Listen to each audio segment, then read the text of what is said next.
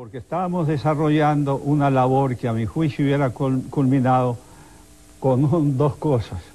O la Guayana inglesa en este entonces se anexa al territorio venezolano con un estatus especial, o hubiéramos tenido que por la fuerza recuperar el territorio del Esequibo.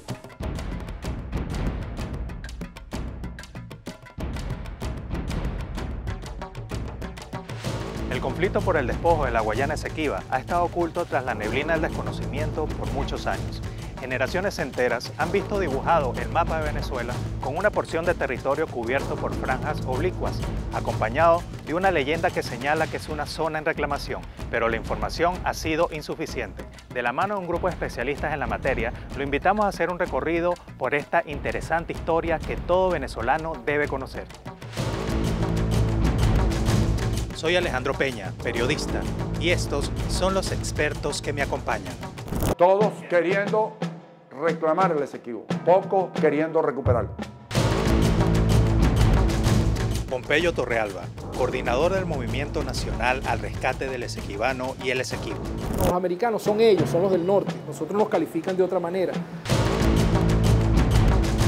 Francisco Guerra, presidente del Instituto Geográfico de Venezuela, Simón Bolívar. Está violando el derecho internacional, pero está ahí. Ángel Rodríguez, expresidente del Parlatino. Va a ayudar a las partes a que lleguen a un acuerdo. Germán Yepes, historiador. Por la ignorancia nos han dominado más que por la fuerza. Domingo González, miembro del Movimiento Nacional al Rescate del Esequibano y el Esequibo. El único camino que tenemos es la integración y la paz. William Fariñas, expresidente de la Comisión de Defensa y Seguridad de la Asamblea Nacional. Tenemos que hacer comprender que el Esequibo es nuestro. Omar Hurtado, historiador. Nos enfrentaríamos con fuerzas de mercenarias pagadas por la ExxonMobil. David Paravicini, experto en políticas públicas energéticas.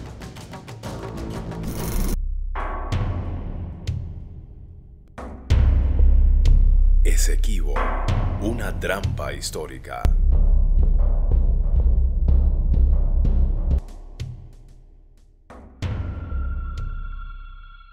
La Guayana Esequiba comprende una superficie de 159.542 kilómetros cuadrados. Forma parte del escudo guayanés y posee un área costera de 435 kilómetros que va desde Punta Playa hasta la desembocadura del río Esequibo. Limita al norte con el Océano Atlántico, al noroeste con los estados del Tamacuro y Bolívar, al suroeste con la República Federativa del Brasil y al este con la República Cooperativa de Guyana. En esa extensión territorial se concentra una gran diversidad de recursos naturales, entre los que destacan áreas forestales y tierras agrícolas, así como oro, hierro, diamantes, bauxita, manganeso, coltán, uranio, gas y petróleo. Los recursos ahí son importantes, los recursos naturales. Se sabe de yacimientos, importantes yacimientos de hidrocarburos en el fondo marino. Se sabe también de importantes recursos mineros, de oro, de coltán, de diamante en la zona continental, los recursos forestales. Posee una diversidad biológica importantísima, una alta diversidad biológica, unos recursos en agua, también agua dulce, que es una de las grandes preocupaciones del mundo en los próximos años, va a ser la disponibilidad de agua dulce de buena calidad. Pues este territorio también es muy rico en esos recursos. La Guayana Esequiba es el territorio venezolano más al este de Venezuela, comprendido de la margen izquierda del río Esequibo o del río Esequibo hacia el oeste. Sería la frontera con la República Cooperativa de Guyana, justamente la línea media del río Esequibo, a través de su canal más profundo que se le conoce como vaguada. Desde el punto de vista natural, lo que es el territorio en disputa es la prolongación de tres grandes dominios venezolanos. El norte, a donde desembocan el Esequibo, el Demerara, el Berbice y todos esos ríos, es una prolongación de la llanura del Taica. Es la misma. De hecho, es el espacio con mayor dinámica económica, donde se cultivan cereales, arroz, donde está la mayor parte de la población. Ese es el norte. El centro es la prolongación de nuestros sorprendentes tepuyes, del Roraima. El Roraima inclusive es el punto de convergencia de los límites de la Ollantaytambo y de tantos, de esos inmensos tepuyes que nos sorprenden, están en el centro. Y el sur es la prolongación de la selva amazónica, porque es el mismo espacio. Este territorio Esequibo, que es el que usualmente hemos conocido como zona en reclamación, que vemos en el mapa con unas rayitas, es territorio venezolano y está en proceso de reclamación y está bajo el auspicio de las Naciones Unidas a través del Acuerdo de Ginebra firmado en el año 1966, que establece que Venezuela tiene derecho de soberanía sobre el territorio Esequibo. Ese territorio está habitado por unos 150.000 habitantes. Esos 150.000 habitantes, en su mayoría, se han considerado siempre más vinculados con Venezuela que con Guyana. La cúpula que gobierna en Georgetown nunca ha tenido interés por esos territorios. El río Esequibo es uno de los más largos y caudalosos de América del Sur. Nace en las montañas de Acaray, cerca del Brasil, y fluye al norte en un recorrido de 1000 kilómetros, atravesando selva y sabanas hasta desembocar en el Océano Atlántico. En el siglo XV, cuando los europeos llegan a América, este majestuoso río pasa al dominio español y posteriormente se constituye como la frontera más al oriente de Venezuela desde su creación como Capitanía General en 1777. Pero durante el turbulento siglo XIX, en medio de guerras entre colonias e imperios, el río Esequibo, junto con el territorio que lo rodea, entra en un conflicto que se extiende hasta el presente. En ese proceso expansionista europeo, llegaron a nuestras costas buscando rutas, por cierto, hacia las Indias, y llegaron repartiéndose la torta, literalmente, llegaron repartiéndose el territorio, y fue la primera repartición que se hizo en nuestras tierras, con un tratado llamado de Tordesillas, en el cual establecieron un meridiano y de ese meridiano se acordó que al oeste de ese meridiano eran territorios posesión de la corona española y al este territorios posesión de Portugal. Así fue que se inició el conflicto. Este problema, digamos, grosso modo, se inicia cuando los ingleses, ellos en su actuar geopolítico desean navegar, dominar la mayor cantidad de espacios terrestres y espacios navegables. Entonces ellos se dieron cuenta que el Orinoco era la llave de Sudamérica, porque navegando hasta el Orinoco se podría llegar hasta Bogotá mediante la interconexión de ríos.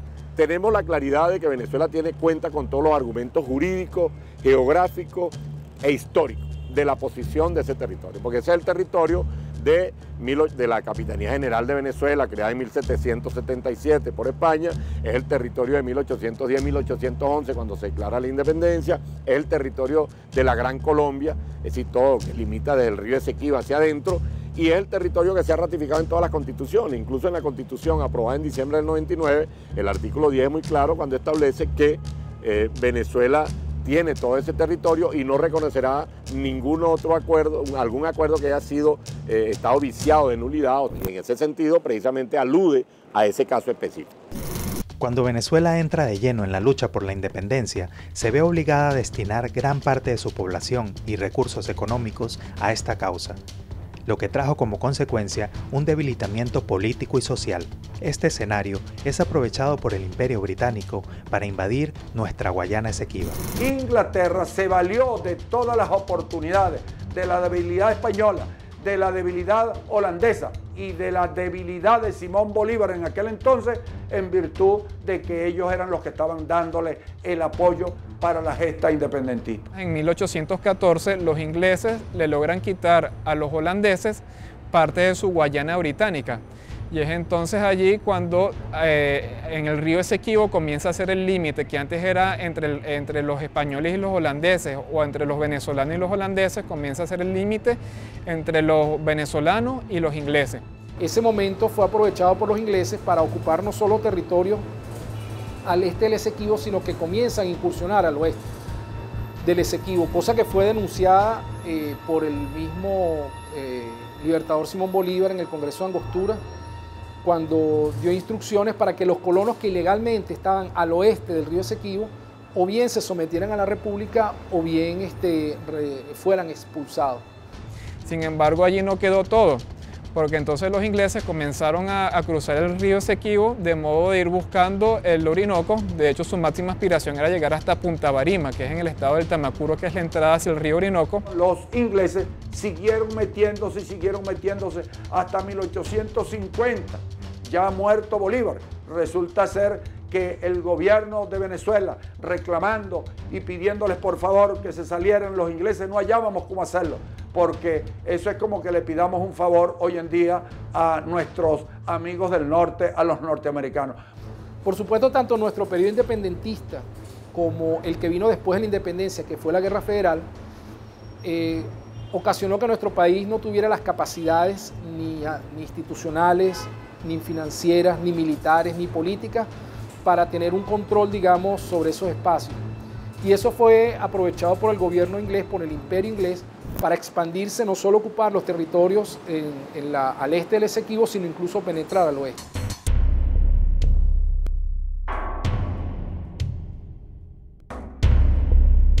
Esequibo, una trampa histórica.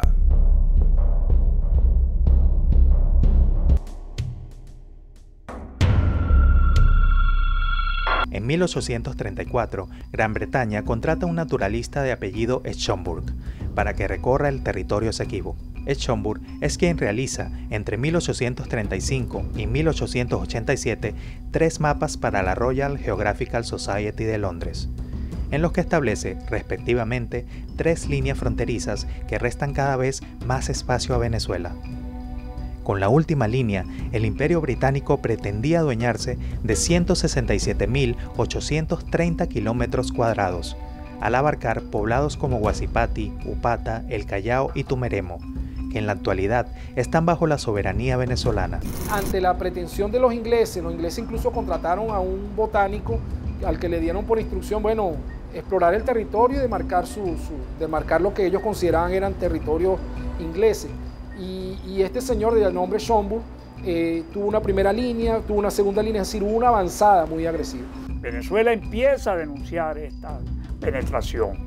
Gran Bretaña, por encima de la mesa, reconoce la justicia y manda a retirar los hitos fronterizos que Robert Schomburgk, un geógrafo prusiano al servicio de la corona británica, había ilegalmente colocado. Pero insiste Gran Bretaña ilegalmente en estimular la penetración sobre la cuenca del Orinoco. Ante la avanzada agresiva del Imperio Británico, Venezuela decide acudir a Estados Unidos, y es en ese momento, sin saberlo, que coloca una soga alrededor de su propio cuello. Esta potencia tiene vigente su famosa doctrina Monroe, que declara a América para los americanos, pero no especifica que los americanos que menciona son exclusivamente los estadounidenses. Y entonces Estados Unidos dice que sí va a ayudar a Venezuela con la doctrina de América para los americanos, que contemplaba que no quería ninguna potencia europea en América, que América era para los americanos, al menos en el sentido inicial y teórico de esa doctrina. Obviamente en esa condición de agotamiento, de cansancio, Venezuela no podía ejercer un dominio sobre ese territorio, y en ese momento está Estados Unidos surgiendo como potencia, primero continental y luego mundial, y surge la llamada doctrina Monroe, según la cual América, todo el continente americano, pertenece a los americanos. Pero para los estadounidenses, para los norteamericanos, los americanos son ellos, son los del norte. Nosotros nos califican de otra manera. Tiempo más adelante nos vimos que la doctrina se convirtió América para los estadounidenses, que no era para todos los americanos, sino para ellos como nuevo imperio. Y en 1895, el presidente Joaquín Crespo solicita a los Estados Unidos que hagan valer la doctrina Monroe. El presidente Cleveland entiende la justicia de los planteamientos del gobierno de los entonces Estados Unidos de Venezuela, nombra un tribunal de alta investidura jurídica y académica por rectores, miembros del Tribunal Supremo, autoridades en el espacio universitario, que establece lo siguiente: si es una pelea por un territorio que ambos países presenten los títulos que dicen poseer sobre el territorio en disputa. 1895.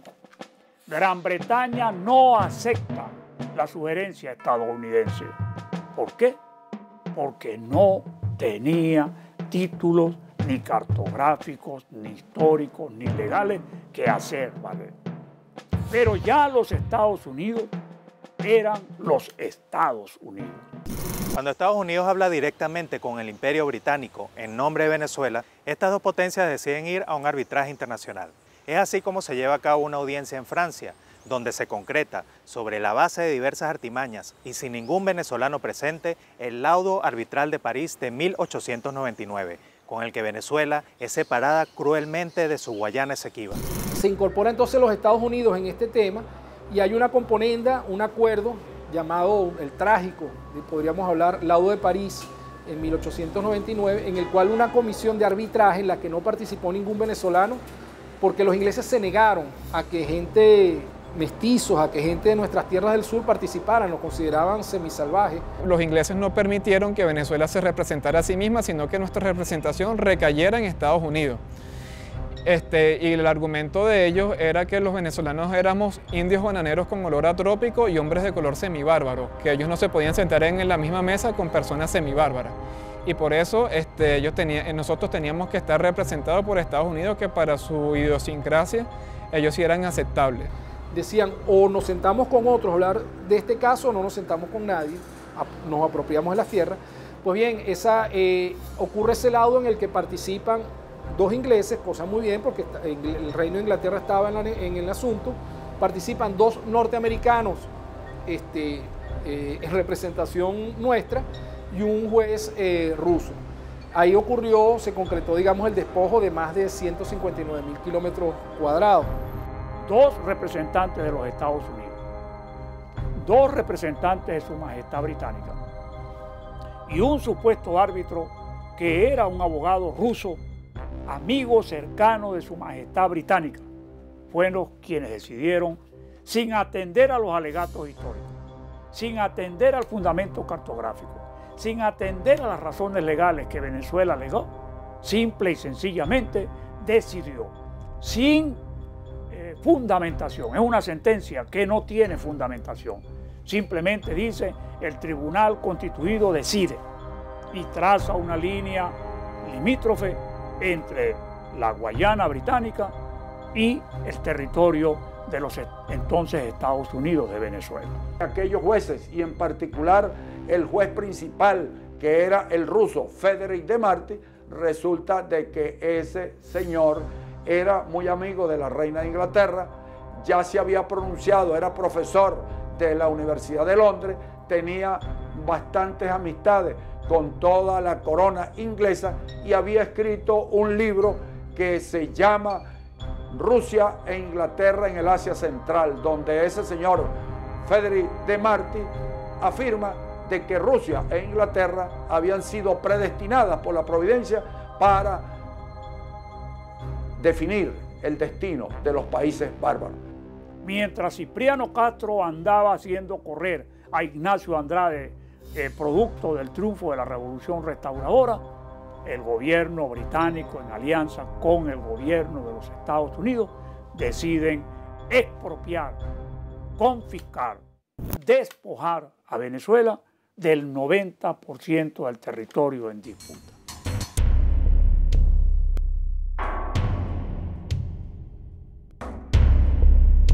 Esequibo, una trampa histórica.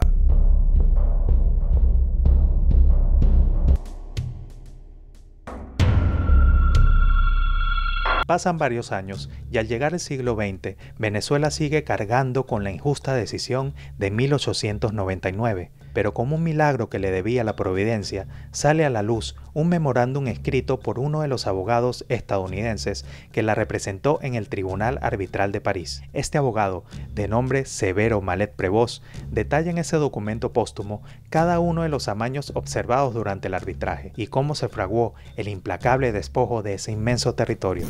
Uno de los que participó por el lado venezolano, pero siendo de nacional norteamericana, le pidió a su representante que una vez que él falleciera publicara unos documentos.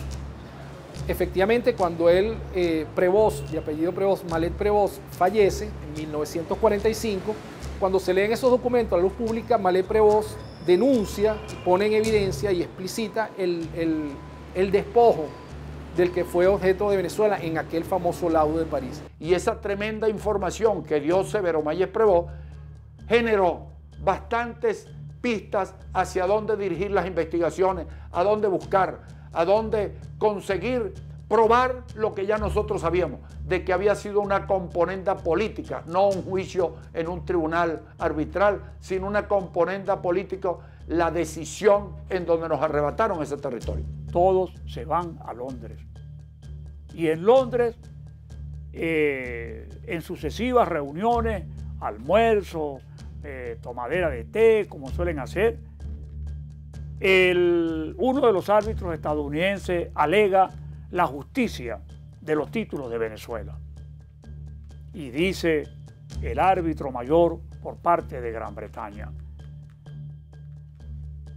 el derecho internacional no se maneja solo en base a títulos. Hay que manejar los intereses en juego. Hay que manejar los elementos que están actuando.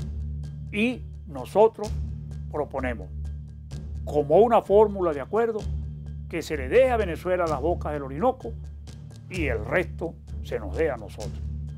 Y fue una componenda tan política donde el señor principal juez, ¿no?, Frederick de Marty, él, para buscar llenar su ego, queriendo de que ese tratado arbitral fuera un ejemplo de los tratados arbitrales, tanto en su escuela en Rusia, como sus clases y su escuela en la Universidad de Londres, para ponerse él de ejemplo de que ese tratado arbitral había sido por decisión unánime, forzó tanto y chantajeó tanto a los dos ingleses como a los dos norteamericanos. Y el juez ruso se llenó de gloria personal al haber logrado una decisión unánime, que todos votaran a favor de una misma decisión, y fue agasajado en Europa por eso que había logrado. Sin embargo, mucho tiempo después se descubrió toda esta trampa. Eso, por supuesto, nos da un basamento, una referencia histórica y jurídica importante, y Venezuela reinicia de nuevo ante las Naciones Unidas su reclamación sobre esos territorios. Venezuela, al confirmar la burla de la que fue víctima, recurre a la Organización de las Naciones Unidas para denunciar el atropello emprendido por Estados Unidos y Gran Bretaña. Es así como se establece el Acuerdo de Ginebra de 1966, con el que Venezuela logra reivindicar su derecho sobre la Guayana Esequiba. Ese mismo año, el Imperio Británico le concede la independencia a Guyana, dejándole como herencia el conflicto por el territorio esequibo, con un complicado camino por recorrer. Precisamente en 1966, en febrero del 66, se acuerda pues darle un tenor de controversia, se reconoce esa reclamación justa que de nuestro territorio hacia Venezuela en el marco de las Naciones Unidas, y por ello se logra este acuerdo. En el año 66, pues, se llega a, dirigido o motivado o implementado por las Naciones Unidas, se llega a un acuerdo entre el gobierno inglés, la naciente cooperativa de Guyana y el gobierno venezolano para abordar la discusión del tema del Esequibo, para buscar una solución pacífica y práctica de ese asunto. Un acuerdo firmado en Ginebra en ese año con tres partes. Primero, por un lado, Venezuela, justa en su reclamación, la corona británica, y bueno, ya había una nación que era colonia, era así mismo, se llamaba la Guyana Británica, participaron en sus partes, y desde ese momento comienza. Porque ese acuerdo establece que allí en ese territorio no se pueden desarrollar iniciativas de explotación de recursos que no pase por un acuerdo por escrito, incluso de las dos partes, ni siquiera un acuerdo verbal, tiene que ser un acuerdo por escrito. Luego también allí en otro de los artículos se establece que la vía para lograr la negociación, para que fluya, para que se haga efectiva, es que los dos países aceptan de recurrir a la Organización de Naciones Unidas a través de su secretario general, de manera que él sea un facilitador, y por eso se habla de un buen oficiante. Eso lleva entonces a la elaboración del Acuerdo de Ginebra, que deja abierta 5 posibilidades. La primera posibilidad, conciliación entre las partes, Venezuela y Gran Bretaña, que por supuesto no prosperó. La segunda parte, negociación, que tampoco prosperó. La tercera parte, arbitraje, que es lo que está en marcha con el buen oficiante. El buen oficiante es una figura que escoge entre el secretario general de la ONU, la República de Venezuela y la República de Guyana. Y ese facilitador y buen oficiante va a ayudar a las partes a que lleguen a un acuerdo. La cuarta posibilidad, la intervención directa de las Naciones Unidas, que es lo que está reclamando el presidente Nicolás Maduro y la Cancillería venezolana y todo el pueblo venezolano en una interesante, audaz y justa política internacional. Y la quinta vía es la del Tribunal Internacional. Nosotros decimos, como estudiosos del problema, que esa es una vía muy peligrosa. ¿Por qué? Porque en el Tribunal Internacional se ha comprobado muchas veces que juegan los intereses de las grandes potencias. Del 66, años después, un par de años después, incluso ocurren rebeliones de algunos pobladores en esos territorios reclamando la venezolanidad. Y luego se firma el protocolo de Puerto España en el que se congelan por 12 años las negociaciones.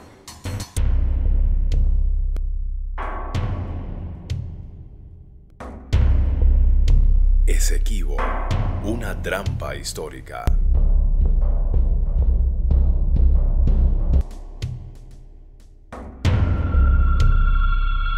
Con el Acuerdo de Ginebra vigente, las negociaciones por el territorio Esequibo se mantuvieron congeladas por varias décadas, y aunque hubo algunos intentos de entendimiento, estos fueron infructuosos. En marzo de 2015, Estados Unidos inicia exploraciones petroleras en el área marítima del Esequibo, a través de la empresa transnacional ExxonMobil. Y 2 meses más tarde, hace público el hallazgo de un significativo yacimiento de hidrocarburos.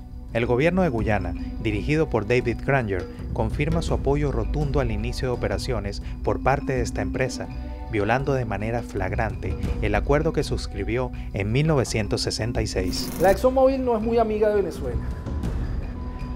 La ExxonMobil fue una de las empresas que en Venezuela estuvo trabajando durante los famosos convenios operativos en el que se llevaban nuestros recursos de la faja petrolífera del Orinoco prácticamente regalados. Entonces, al comandante Chávez verdaderamente nacionalizar la faja petrolífera del Orinoco, hoy llamada faja petrolífera del Orinoco, Hugo Chávez Frías, la ExxonMobil obviamente se autoexcluyó porque se les invitó a formar empresas mixtas con nosotros. Hay una transnacional que es la ExxonMobil, que ha jugado un papel de provocador, alentador del entorno conflictivo. Aceptó el 3 de marzo una exploración en la plataforma marítima insular, no solo de este territorio en controversia que es venezolano, sino nos incluye inclusive hasta dentro del espacio marítimo insular de la plataforma del TANA, Atlántica del TANA venezolana. Y la ExxonMobil entonces hoy intenta explorar y explotar unos recursos que se encuentran, digamos, en el área marina, que es contigua a la Guayana Esequibo. Con un buque, que es el buque insignia de la ExxonMobil, que es el buque, el Deepwater Champion, el campeón de aguas profundas, que es su buque insignia, bueno, de una manera provocadora, buscando un poco que nosotros tuviéramos una respuesta de carácter militar. La ExxonMobil sabe que esa es una zona de reclamación, que está violando el derecho internacional, pero está ahí. Entonces, eso te indica que el problema principal que están buscando es ver cómo en el marco de la campaña de intervencionismo norteamericano, de desestabilizar el país, de perturbar la revolución. El gobierno de Guyana, con mucho respeto lo digo, por supuesto, porque es un gobierno de una república hermana, pero es un gobierno que está allí prefabricado para eso, entrenado para eso, para convertirse en un agente provocador. Este nuevo gobernante, aún pasándole por encima los acuerdos de cooperación como Petrocaribe, que le han permitido a Venezuela ayudar a todos los países del Caribe y a algunos países de Centroamérica, pero todos los países del Caribe, que es que Venezuela le ha vendido petróleo a precios internacionales en una política muy acertada que creó el presidente Chávez, con lapsos de pago más altos, con bajos intereses, incluso con la posibilidad de que ellos los paguen con productos. Y eso es una política bien acertada de parte de Venezuela. Sin embargo, el nuevo gobierno pasa por encima de todo eso y ha comenzado, digamos, una política, lo que llaman de micrófono, es decir, de utilizar los medios de comunicación casi todos los días, tanto él como su canciller, para provocar y agredir a Venezuela. We know that Venezuela, even before Ghana became independent in 1966, tried to overturn the 1899 award, in which at that award Venezuela was given a huge chunk of land. They weren't robbed of anything. I think the Guyana Defense Force and its Coast Guard are there as deterrents against Venezuelan intrusion. Venezuela has been very aggressive. Y observas cómo en un gobierno como el actual de David Granger, que en aras de posicionar más aún el derecho internacional para ver a qué acuerdo se puede llegar, lo que ha intensificado es una campaña contra Venezuela como nunca la habíamos visto en Guyana y, digamos, obviando todo el proceso histórico de las relaciones, de las muy buenas relaciones que ha tenido Venezuela, su gobierno, su pueblo, con el gobierno y el pueblo de Guyana. Tenemos información, mira, aquí yo tengo una fotografía. Esta fue una de las vallas, como muchas vallas que tenía este señor David Granger poniéndose él cuando se estaba promocionando allá en Guyana.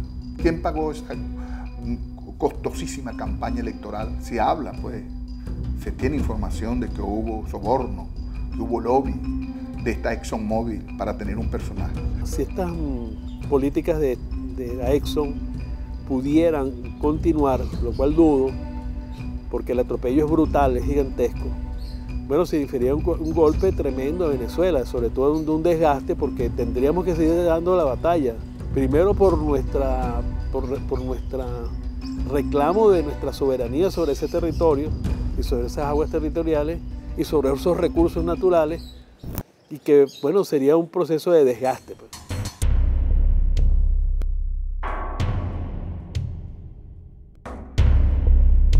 Esequibo, una trampa histórica.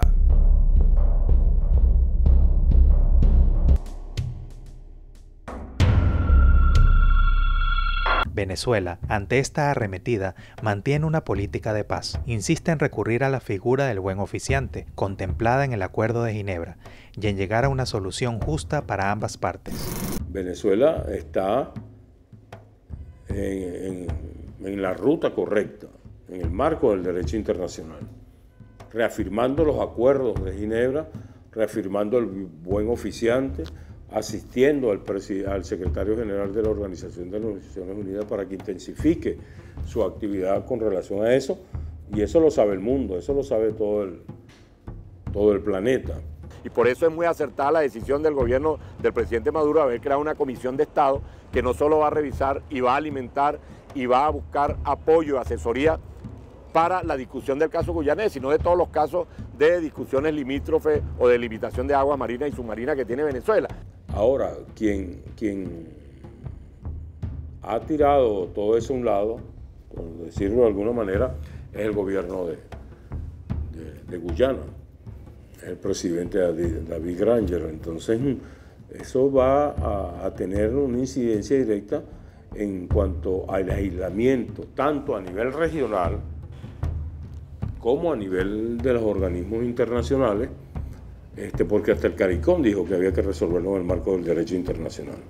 Tener la certeza en que es por vía de la paz en que podemos nosotros lograr avance. que ir a una guerra o estimular el tema guerrerista es perder.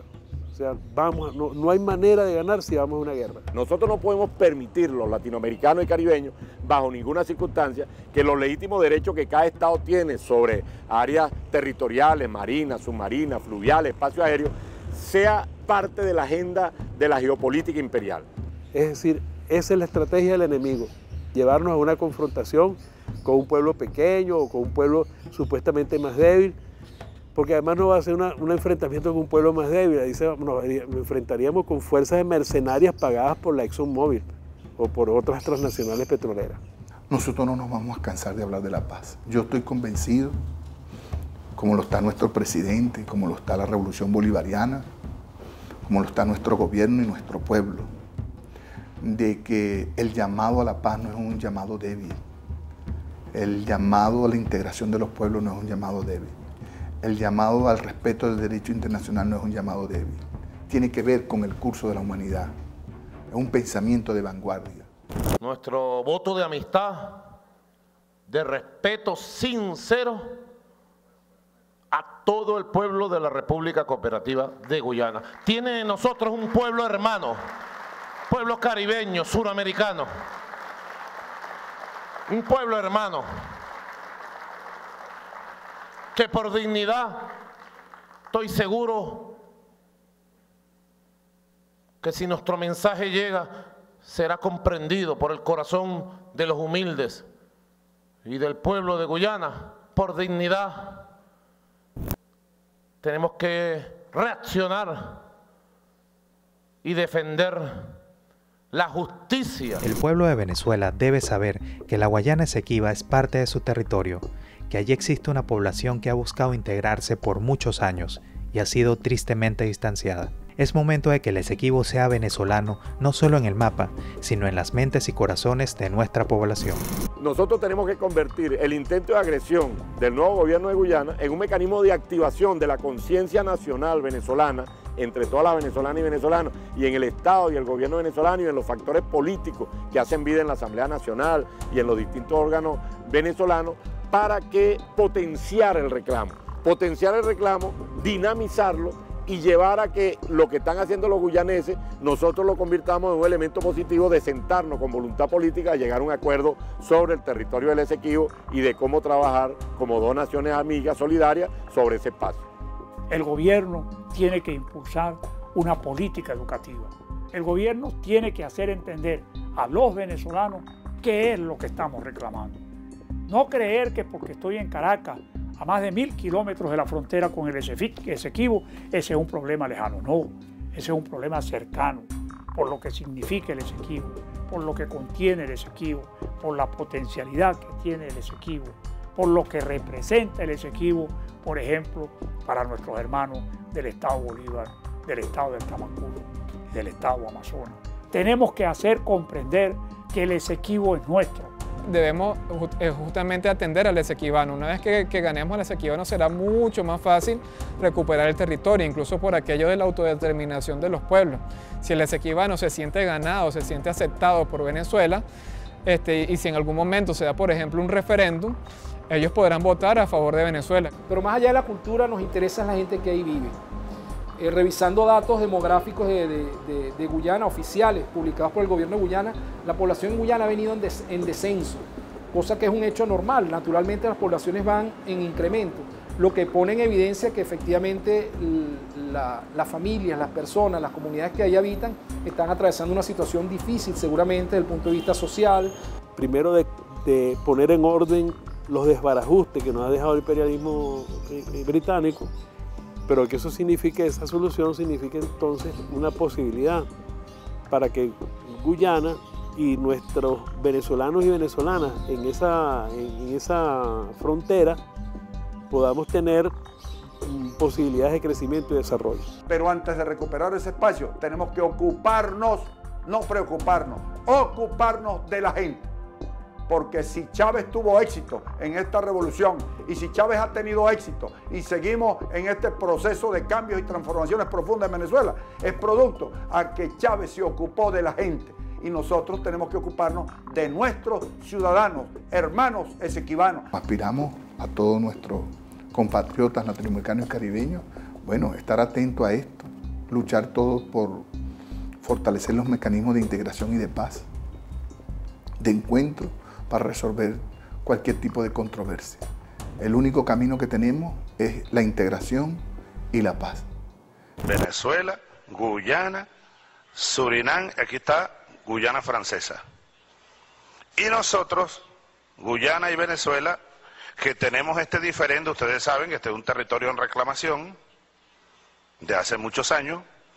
Sin embargo, por encima del diferendo, aquí estamos dando ejemplo de buena vecindad. Aquí va el río Esequibo, porque no podemos permitir que el diferendo del Esequibo nos transforme en países como estuvimos de espaldas, incluso tildándonos casi que de enemigos. Somos hermanos. Entonces, esta es una buena demostración de cómo dos gobiernos, a pesar de un diferendo histórico, aquí estamos hermanados. Latinoamérica ha madurado porque aprendió de sus equivocaciones, se ha integrado porque la desangraron al estar dividida, se ha educado porque la humillaron por su desconocimiento, ha creado un escudo porque con lanzas imperiales saquearon sus riquezas y se apropiaron de sus territorios, pero aún quedan heridas por sanar, y el Esequibo es una de esas heridas imperiales que los venezolanos deben cerrar para siempre. El Esequibo es de Venezuela, el Esequibo es de Venezuela, el Esequibo es de Venezuela, el Esequibo es de Venezuela. ¿Por qué no se